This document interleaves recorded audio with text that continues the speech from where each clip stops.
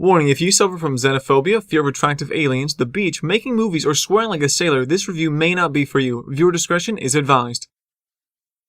Okay, now that all the alien-hating, unsocial mediocrities have left the room, let's get this review started.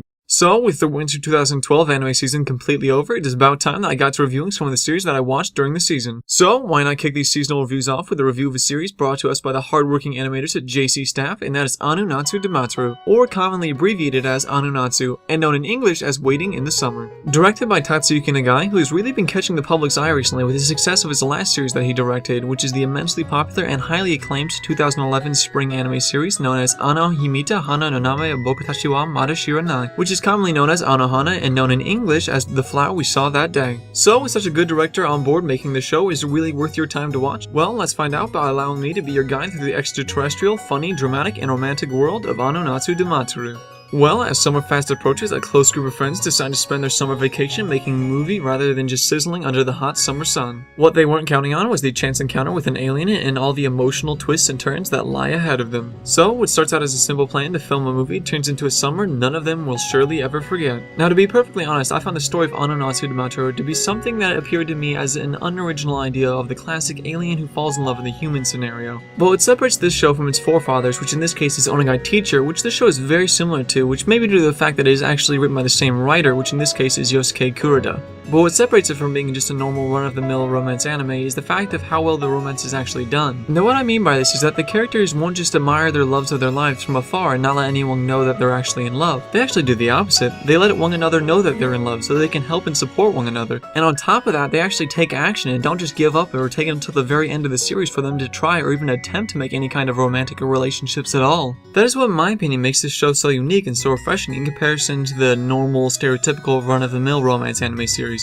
that have the main protagonist just sitting around twiddling his or her thumbs as time flies by and their opportunities to express their feelings slip right through their fingers. This show's carpe diem or seize the day approach to romance is the main reason that the story works so well, because let's face it, if you remove all the romance, all you're really left with is an anime about making subpar movies with an alien, which I'm sorry to say doesn't sound all that interesting to me. Isn't that right, Haruhi? The humor in the series serves as a way to change up the pace of the show and the tone, and it's really quite needed at sometimes to spice up the rather boring events happening on screen. Overall, the comedy's done very well and had me absolutely dying at some of the funny stuff some of the characters did and said as well. Another rather interesting element of the plot is also some sci-fi in it as well, which we are told more about in the latter half of the series. Now, this is not just your normal alien coming to Earth to take over or come steal all of our resources or something. It is more like an alien came to our planet to observe us humans and potentially find a certain place here on Earth that they've been searching far and wide for.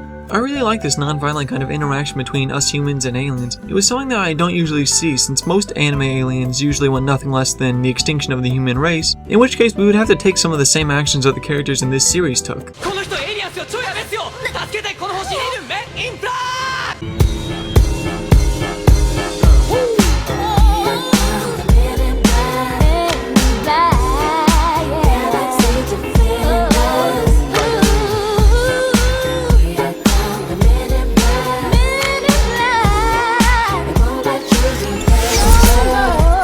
So not having an extremely violent confrontation with these beings from outside our world was a breath of fresh air to me. Personally, the sci-fi to me was actually pretty cool, and I feel like it was somewhat due to these sci-fi elements that the story and characters developed in the way that they did.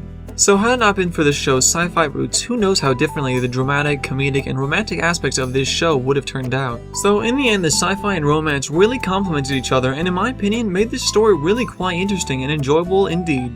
On a side note, I'd like to say that the world of Natsu de Matteru is actually the same world as in Onegai Teacher. It is very subtle, and if you haven't seen Onegai Teacher, you might not even notice what I'm talking about. But anyway, let's get back on track with this review. Now, the cast of this anime is the real driving force behind this anime, and it is through their interactions that the story progresses. Now, although some of them are a bit cliché in some regards, overall they remain fairly unique. The first of the main characters is Kato Kirishima, who is a teenage boy who comes off somewhat awkward, who really is passionate about filming and will gladly film anything and everything. He's a really likable character for some reason. Maybe it's due to the fact that you get this feeling that he's a really nice guy, but just bad at expressing himself, or maybe because he really likes to make other people happy and really cares about how other people are feeling. Whatever the reason, I thought he was a great character nevertheless. Next up, we got the alien herself, Ichika Takatsuki, who's the show's main focus as far as female characters go. She's still adapting to her new life here on Earth and doing a fairly good job too, but as soon as she enters the lives of our characters, especially Kaito, their lives will never be the same. Overall, she's very reluctant to let others know her feelings, partially due to the fact that she doesn't even fully understand them herself, but despite that, you can really see her change later on in the series, which leads to her taking action and not just letting these feelings inside her go unanswered. Overall, I like Ichiko quite a lot, and she's a really awesome character. Next up, we got a little tomboy herself, Kana Hanazawa.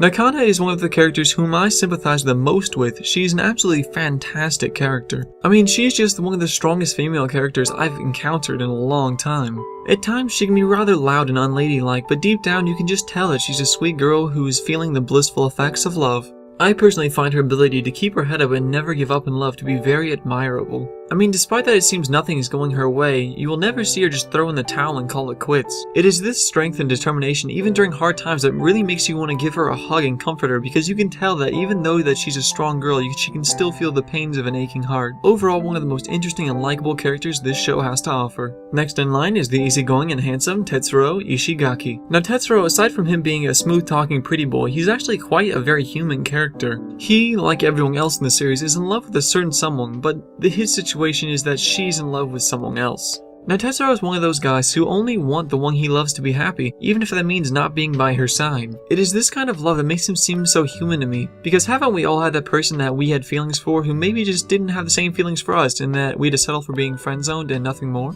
Well, if that hasn't happened to you, 1, you're seriously lucky because friendzone is one place you will never want to go, and 2, it is this very situation that I can relate to so much with him, and it made me really interested to see how he would handle being friendzoned. Overall, he's a really good character who wants nothing more than to see the one he loves happy, which is one seriously praiseworthy action. Next up, we got the beautiful and shy Mio Kitahara. Now Mio is another character who you can really see grow over the course of the series. She starts off rather shy and innocent, but then later on changes and grows more as an individual. She, like Hetero, only wants to see the one that she loves be happy, even if that means that she herself will be lonely. It is this kind of love that is love in its purest form. She can have some rather lewd thoughts at times, but this isn't really a bad thing since she's only human, and in fact it usually turns out pretty funny. She's a selfless girl who's strong as well, and yet another great addition to this amazing cast of characters. The final character I will cover is the monotone and petite Remon Yamono. Now Remon is sort of the catalyst in the story because she knows who likes who, so since she holds the position of director for the group's movie, she purposely puts the other members of the groups into situations with the ones that they love. Now this may be just because that she wanted to capture true love on film, and what better way to do that than actually filming people who are actually in love. I personally think that she's the kind of girl that although she can be a bit mischievous, she's also really quite funny at certain times. She actually has a lot of stuff you'll learn about her later on in the series, and she's actually a really pretty complex character whose presence I greatly enjoyed. As a whole, this cast of characters is a really tremendously interesting group of characters which you'll find yourself happy to spend time with, or at least I definitely did.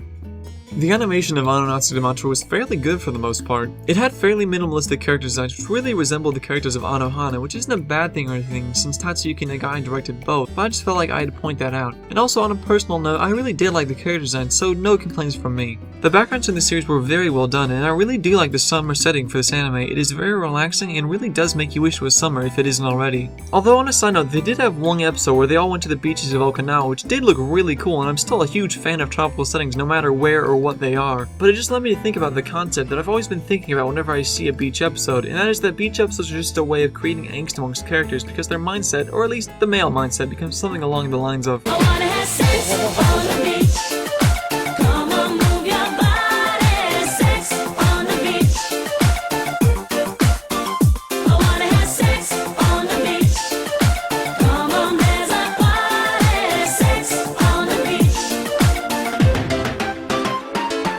That's just a little thing I noticed though. Also, the series likes to dive into the imagination of some characters at times, which is displayed in a higher contrast and has more of a light pink tone to it, which makes these insights into a certain character's imagination more easily distinguishable between that and reality, which was a nice touch and prevented us, the audience, from being royally confused. There was some CG, but it didn't really look that bad, and it was only really used for cars, so no complaints there either. The color palette of this anime focuses on using the cooler end of the spectrum, with some warmer highlights thrown in occasionally to show emphasis on certain characters or objects. Overall, the color scheme of this anime gives you a nice feeling of the relaxed nature that comes with summer. So overall, it looks pretty good, although it's not the best animation I've seen, but it's not the worst either. It's just sort of slightly above average compared to most present-day anime, so no complaints really from me. In terms of voice acting, this show sounded really good. They expressed their characters captures emotions perfectly in my opinion, so absolutely no complaints there. Now in regards to the show's soundtrack, I must say that at first it sounds like your normal dime a dozen anime soundtrack, but as I began to listen to the soundtrack more, I felt as if it had taken my consciousness to a completely different realm of existence, where it was summer and you could see the grass swaying in the wind as the cool breeze caresses your face under the hot summer sun. I mean, for some reason, some of the songs in this OST just seem to have a very good way of giving you an image or feeling that is usually associated with paradise. Now there were some songs that did sound very run-of-the-mill, but there was also a fair amount of songs that really add another layer of emotion to an already very emotional scene presented in this anime. So even though the soundtrack was sort of generic, its use to heighten emotion in certain scenes really makes up for its flaws. So overall, in terms of soundtrack, the songs that play when nothing important is going on are just that, unimportant and really run-of-the-mill. But when the series spreads its wings and takes flight and becomes the more emotional drama that it was destined to be, the music too spreads its wings and really complements the series perfectly. All in all, for the most part, it was a very good soundtrack. Also, I'd like to mention the opening song called Sign by Rei was really quite catchy and good, but the real star was the ending theme by Nagi Yanagi and her absolutely fantastic ending theme, Vidro Moyo, which was so good that I was played before the credits were even rolling sometimes to heighten the mood even more, and since I watch this series weekly, led to me doing something along these lines.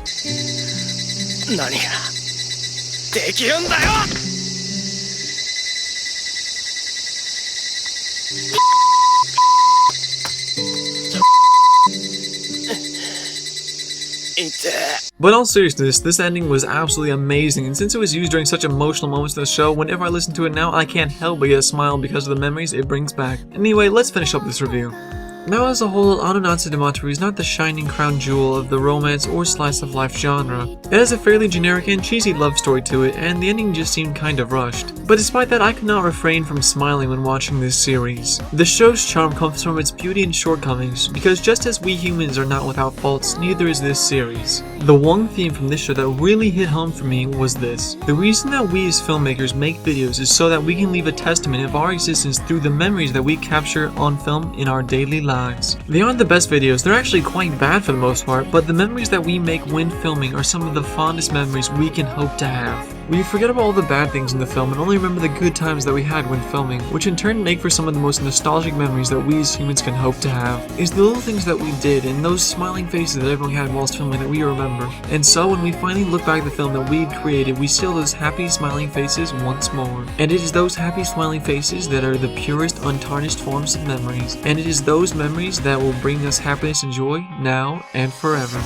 So, on the Holden Review scoreboard, in which all scores are out of 10, A no Natsu de Matteru receives a 7.5 for its new spin on a fairly old story, an 8.3 for its really likable characters, who I found relatable in some way or another, animation being the lowest scoring category with a 6.8 for not really being that amazing but still being above average, a 6.9 for its pretty good soundtrack which was used to heighten emotions in a very effective manner, and my overall enjoyment for the series gets an 8.4 for making me want to watch the next episode as soon as the one I was watching finished, and for putting a big smile on my face, giving A no Natsu de Matteru a very good final score of 7.58 and a stamp of Holden approves.